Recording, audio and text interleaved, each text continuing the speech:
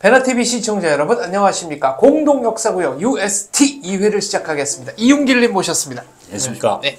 UST 우리의 소원은 통일. 이게 통일로 가자는 이런 그 숭고한 목적을 가지고 하는 건데, 그렇죠. 예, 오늘의 주제는 1945년 8월 15일부터 1948년 이제 대한민국이 건국될 때 요때까지 요 시기를 북한에서는 뭐라고 부릅니까? 아마 북한 뭐 드라마도 있었고 영화나 책에서 많이 나왔던 것 같아요. 여명이라고. 아직 동트기 전이다. 동트기 전이다. 네. 이게 여명의 시간 이렇게 불렀던 것 같아요. 기억에는 여명의 시간이라고. 가지고 나라가 어떻게 보면 건국 조선민주공화국 창건 전 적들의 준동과 뭐 남북 연석회의에 온 남조선 인사들이 우리 수령님을 얼만큼 흠모해서 어떻게 했었나 그 시간을 3년에 다 압축한 영화들도 많이 나오고 책들도 많이 나오고.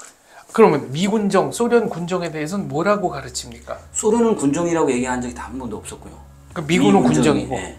일본군이 있던 자리에 미군정이 들어왔다. 그러면 소련은요? 거기도 군정했잖아요. 아예 빼버리고. 소련은 그냥 들어왔다. 그냥 국내 침공 작전을 도와준 소련 군인들. 그다음 거기서 전사한 소련 군인들의 묘 이런 거 있는데 소련군이 언제 철수했다? 그냥 바로 같이 진공해주고 해방되고 그냥 간 걸로. 아니 무슨 슈치코프 비망록 이런 거 보면 김일성한테 사사건건 다 지시하고 아무것도 김일성은 아무런 권한이 없었는데요. 다 김일성이 했고 소련군은 그냥 김일성으로 해서 목숨 바친 나비첸코인가? 그 김일성 연설할 때 수류탄 던졌는데 누군가 뭐 어떻게 보면 방공투사겠죠. 수류탄 던지는 걸 몸으로 막았다. 예, 나비첸코던가 유리천이 제가 기억에 나비첸코라고 알고 있었는데 그 사람이 몸 날려가지고 맞고 팔이 하나 잘렸는데 그게 조선민주공화국 나중에 용칭호 받고 뭐 이렇게 됐다. 그러니까 되게 김일성을 보위하려고 남았던 몇 안 되는 군인들이 있었을 뿐. 소련 군정 자체는 미군은 미 8군 사령관 하지 중장 그러니까 이 8군 사령관이 있으면 당연히 8군 군단이 와 있다. 이거죠. 한 개 군단이 와 있는 걸로 이렇게 만들었고 이 하지가 결국은 미군정 일본 주둔군 사령관이 있던 자리에 그냥 미군 주둔 사람만 바뀌었다. 사람만 바뀌고 똑같은 미군정 똑같은 남 밑에서 그러니까 외세에 또 나라를 빼앗긴 것처럼. 미군은 그래도 상당히 신사적이었는데 소련군은 뭐 약탈, 강간 굉장히 나쁜 짓 많이 했거든요. 그런 건 전혀 안 가르치겠네요. 안 가르쳤죠.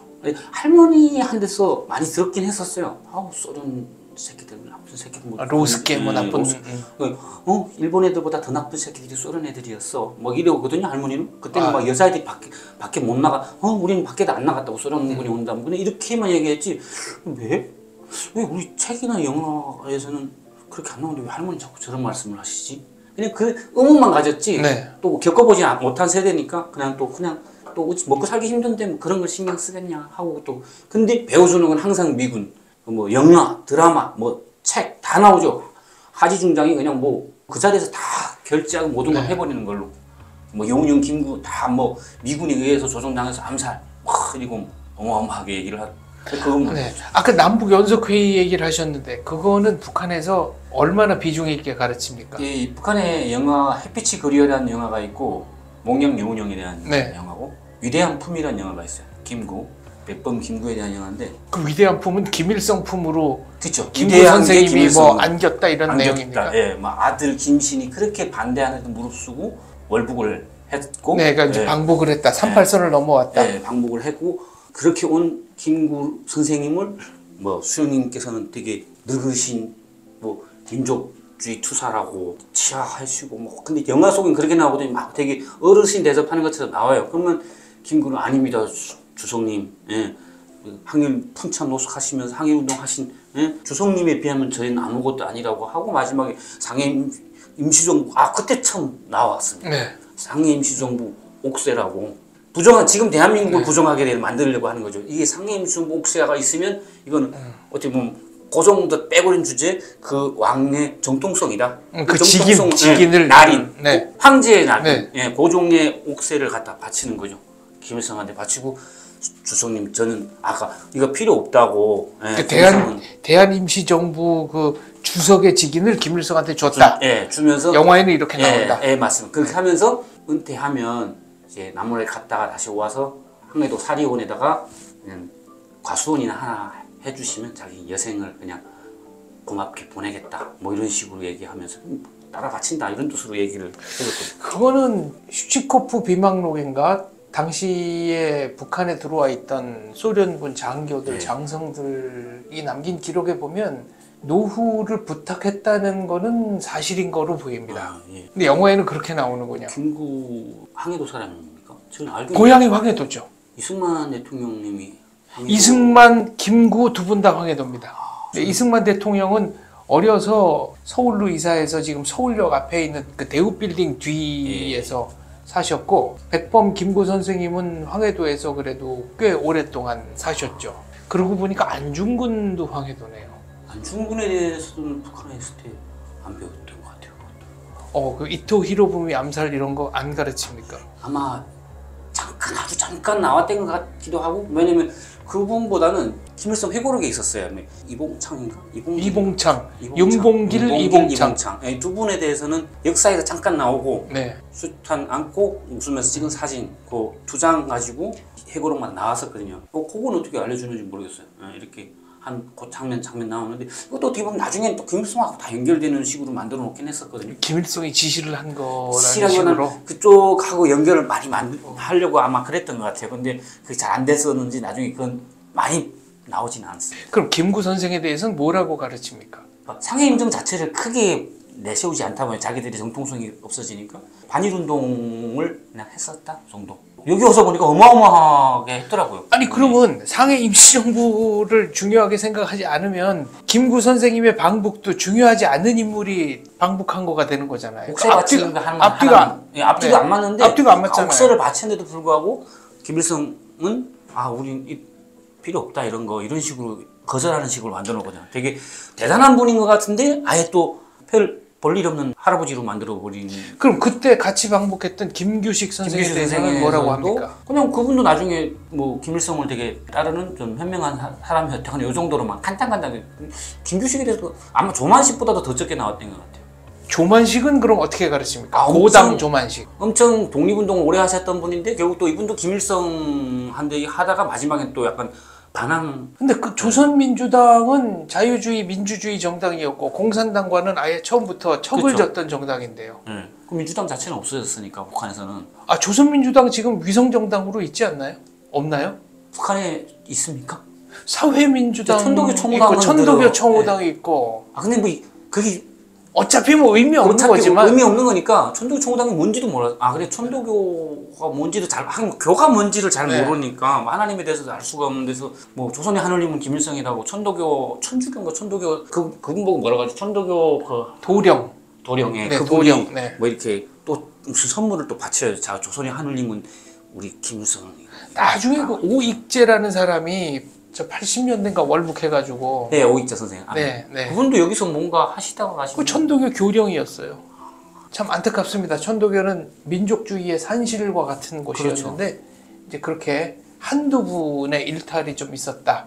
그 전에 이제 천도교에 관계했던 게 최덕신. 그분 자체 최덕신 자체고 뭐 아버지가 최동호 하성우수 교감이었으니까 뭐 네. 어떻게 보면 거기가 독립군 양성지나 같은 곳 네. 아니었습니까? 우리 민족에 그걸 어를 배워준다 하는 거기에서 뭐 최동호 당시 숙장하실 때 하성우 숙장하실 때 그 밑에서 또 김일성이 또 항일운동하면서 뭐 14살 때 동지들을 모아서 타도제육지동맹이라고 트드 약칭 TD 트드 네, 트드. 네, 1926년 10월 17일인가 만들었다 이렇게 하고 손잔하거든요. 그래가지고 저희 그렇게 알고 있었고 그러니까 그분이 아들이자 대한민국에서 또 어마어마하셨다고 남조선에서 한국에서 외무부 네, 장관 그분에 대한 영화도 나왔었습니다. 네. 네, 민주과운명 뭐 최덕심 편이라고 해가지고 차홍기 일명 최홍희 그분하고 두 분 다 군 출신들인데 그 어디 노근인가 거창인가 그 양민 학살 노근이 네. 영민 그 학살을 최덕신은 막으려고 했었다. 근데 제가 알고 있기로는 최덕신이 그걸 한 그렇죠. 건데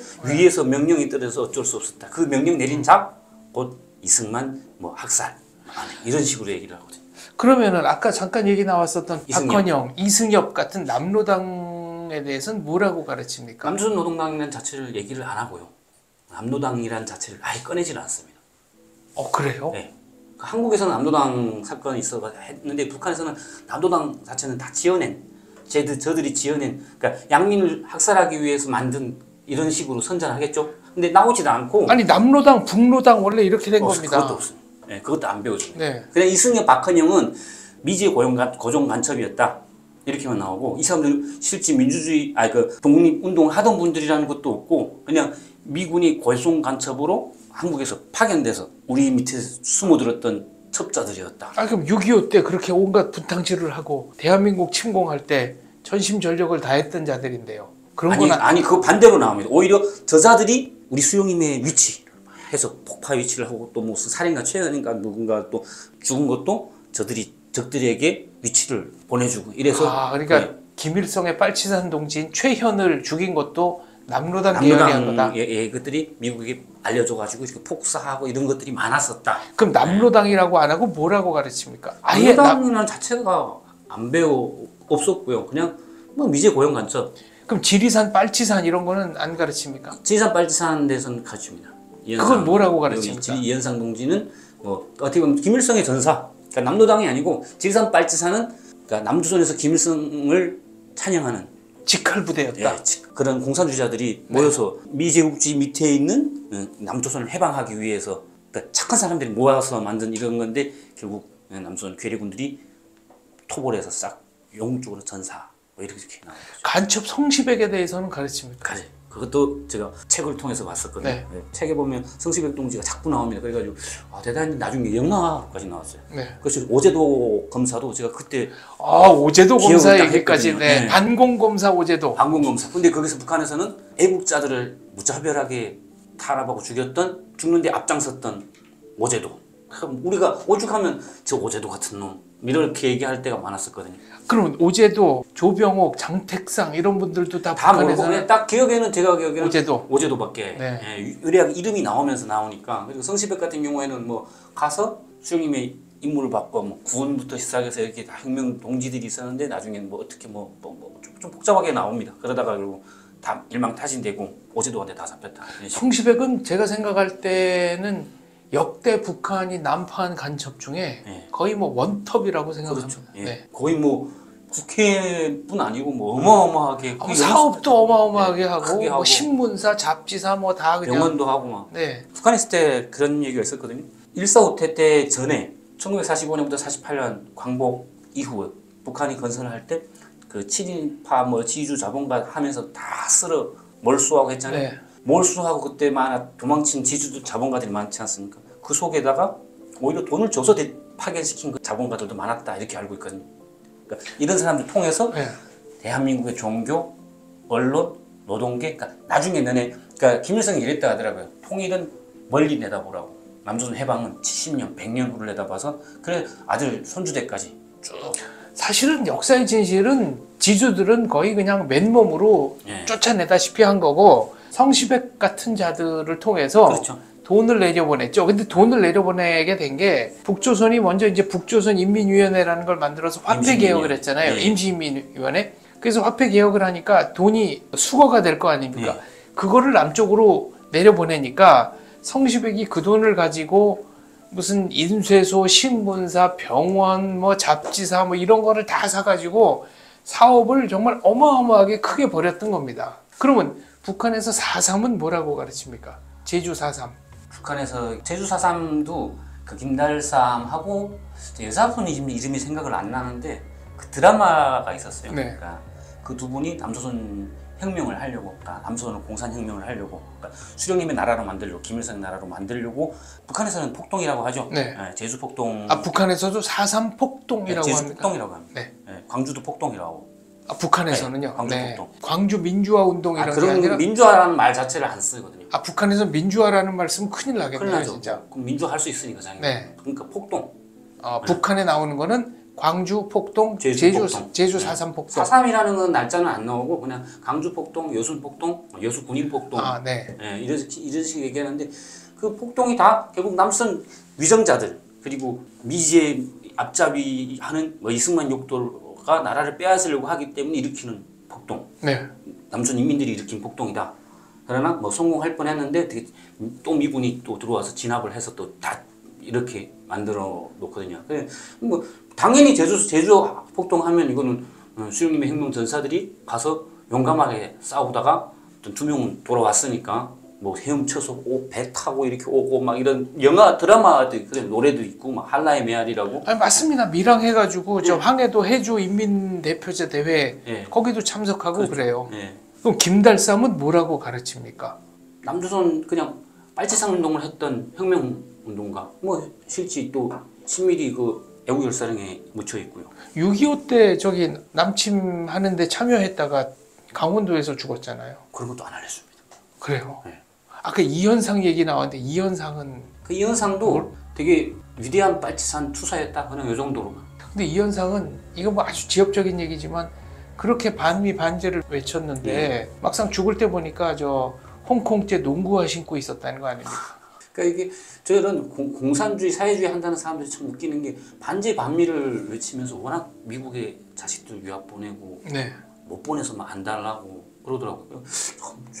남들 보고 가지 말고 남들 보고 싸우라 하고 자기들은 자식들 미국 보내면 뭐지? 아버지는 미국 문화원에 불지르고 딸은 미국 유학 가고 왜 저렇게 사는 건지. 그리고 저런 거에 네. 또 선동 당하는 사람들이 왜 역사를 드라마나 영화는 뉴스나 선동으로만 보지 말고, 물론 뉴스가 뭐 다 진짜가 있을 수는 없죠. 가짜 뉴스가 있는 것처럼 또 선동시키는 뉴스가 있는데, 그런 하지 말고 뉴스는 기자들 언론이 기자들 보고 답답한 게 뭐 국민성 뭐 이 감성을 이용하지 말고 팩트에 기초해서 있는 사실을 전해야 하는 게 뉴스인데 다 요즘 이상하다. 그러니까 또 사람들은 막 유튜브로 가짜 이렇게 떠드리는 사람들이 또 귀가 이렇게 막 커져 있고. 그래도 옛날에는 팩트 자체를 왜곡하진 않았고 그렇죠, 예. 팩트는 팩트대로 전한 다음에 그 다음에 이제 본인의 의견이나 해석을 말했는데 그렇죠, 예. 요새는 팩트 자체를 왜곡하는 경우도 없지 않아 있습니다. 그래서 제가 그런 일부 극소수 언론들에게 전하고 싶은 말은 의견은 사설로 족하다. 그렇죠. 기사 가지고 장난을 치지 말으셨으면 좋겠습니다. 그 3년의 기간을 북한에서는 진짜 여명, 건국의 창건, 조선민주공화국 창건을 준비하는 진짜 엄혹한 단계, 그 네. 단계에서 또 종파 사대주의자들과 미제 간첩들과의 막 이런 엄청난 그걸 또 역사기를 또 영화로 또 많이 보여주고, 또 실제 북한의 혁명 역사 보면 그 시기가 또 비중 있게 다룹니다. 네. 예, 임시민위원회가 조선민주공화국 창건되기 전까지 적들의 얼만큼 악랄한 준동이 있었고, 남조선은 뭐 단독 정부를 수립한다고, 네. 그다음에 이승만을 막 완전 나라를 둘러가라는 뭐 이렇게 온갖 욕을. 그 북한 아마 김일성이 생전에 그렇게 외우던 게 이승만을 죽이지 못한 거라 그러더라고요. 이승만이 없었으면 네. 대한민국은 이미 북조선화. 이미 한반도 전체가 공산화되었을 것이다. 공산화되었을 김씨 왕조가 미국이 장악했을 제가 것이다. 알고 있는 미군이 철수한 걸로 알고 있었거든요. 네, 그리고 나서 철수하고, 한 500여 명의 군사 고문단만 남아 있었어요. 그렇죠. 근데 뭐 그들이 굳이 이 작은 나라 대한민국 뭐 볼 것도 없고 나올 것도 없는 여기를 도와줄 이유도 없었는데 네. 불구하고 자유를 지켜달라 한 그 늙은 사람 한마디가 어떻게 미국이라는 나라를 움직였고 결국은 유엔이나 거기 진짜 자유민주주의 신생 대한민국은 창건된 지 불과 2년밖에 안 된 나라를 구하겠다고 10여 개 나라들이 그렇죠. 모여놨습니다. 네, 16개 나라는 파병을 했고 의무팀을 보낸 나라 뭐 이렇게 등등 하면 이제 20개국이 그렇죠. 넘어갑니다. 그러니까 김일성에게 이승만은 진짜 천추의 한이 되죠. 이 큰 나라를 통으로 그냥 다 먹을 수 다 먹을 있었는데, 수 있었는데 네. 5천만을 7천만, 8천만을 만들어서 노예로 만들 수 있었는데 5천만은 민주를 알게 되고 자유를 알게 되고 인권을 알게 되고 이런 행복한 나라가 돼버린 거죠. 그래서 북한에서는 이승만 대통령을 꽤 늦게까지 이승만 대통령 돌아가시고 한참 지나서까지도 욕을 했다면서요. 아마 대대손손 이승만을 욕하는 것 같아요. 아마 제일 많이 욕하는 게 이승만. 박정희 대통령보다도 이승만을 더 많이 욕하죠. 네. 왜? 아니 뭐 그 사람이 뭘 했는데 뭐 그냥 뭐 늑다리에 뭐 전쟁 일으키니까 속을 버리고 도망쳤다며.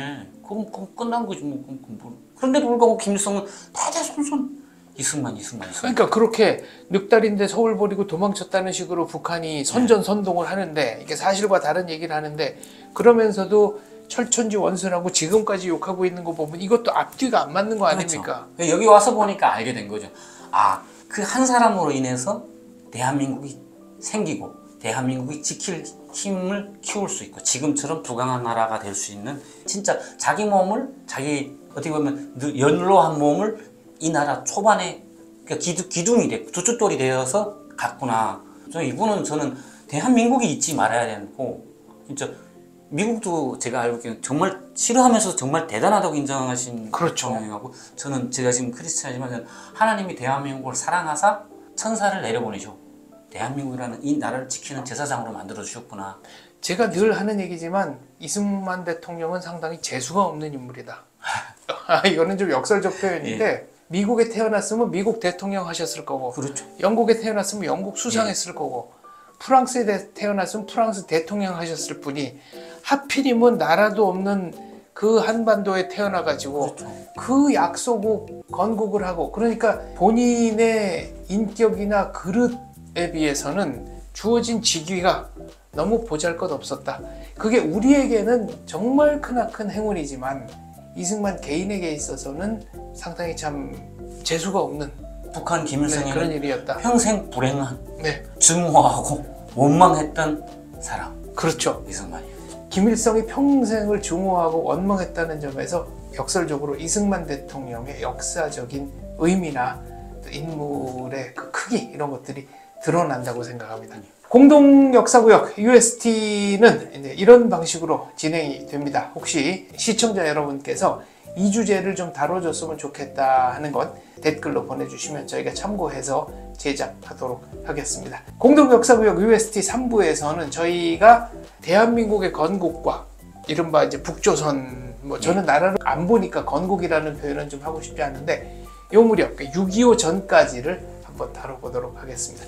오늘 방송 여기까지 하겠습니다. 감사합니다. 감사합니다.